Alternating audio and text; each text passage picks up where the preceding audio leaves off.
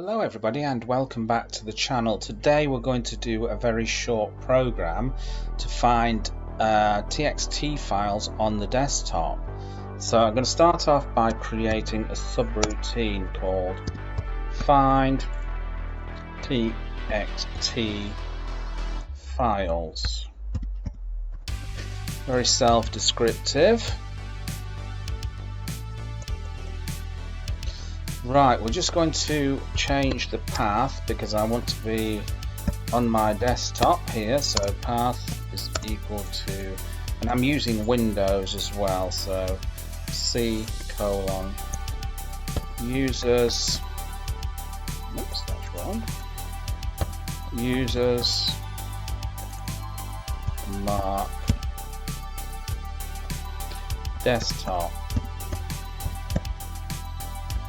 Okay, so that's the path for my desktop. It's not the path for your desktop. Your desktop path will be different, so you will have to find that yourself.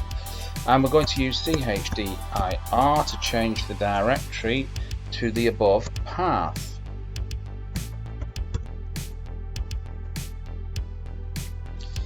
So now what we're going to do is we're going to use this to list the files. So this is going to be my scalar files.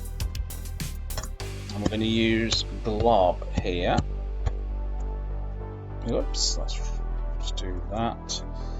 And the asterisk there. So we're going to type in print files and a new line there. Okay, we're going to come on to the for each loop now. So for each, this is going to create a scalar variable here called file. For each file in the files that I've put into this array here, we're going to do something. Just neaten that up. We're going to use a conditional now, and we're going to use a little bit of regex matching. So this is going to be scalar file. I'm going to use the matching operator in regex. You'll have to bear with me here because I've got a little bit of a problem with my computer because the little squiggly line doesn't work, so I've had to put it in a file here called squiggly. So for some reason on my computer this just does not work, so I have to copy it there, and this is my little workaround at the moment. So here is the matching operator, so we want to be matching something, so we're going to do that dot txt. So we want to match the .txt because that's what we're searching to. We're going to put this little sigil here because that's on the end of the file. It's telling it that it's on the end of the file, and then we just escape it like that. And now we're going to print to the user, print scalar file there. So I'm going to do it like this. Scalar file, and we found a match, so it's going to be match and a new line.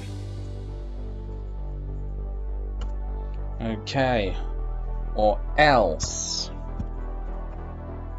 if we don't find a match, we're going to tell the user, and we're simply just going to say something like print,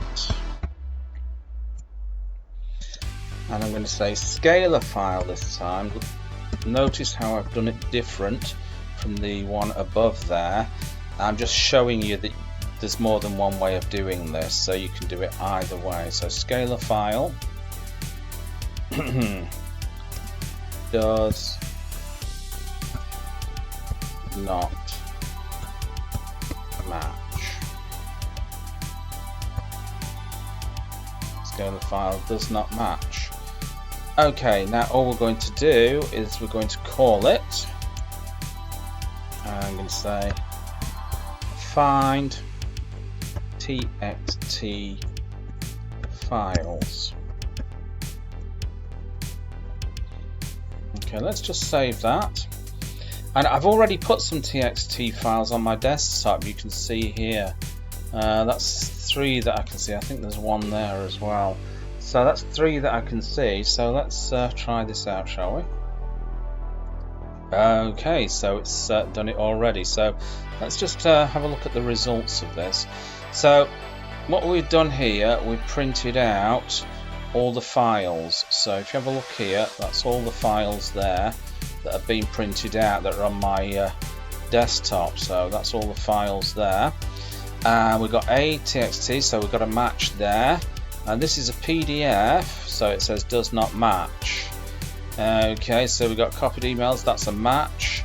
And all these other files don't match. These are image files, so it's telling us these files don't match.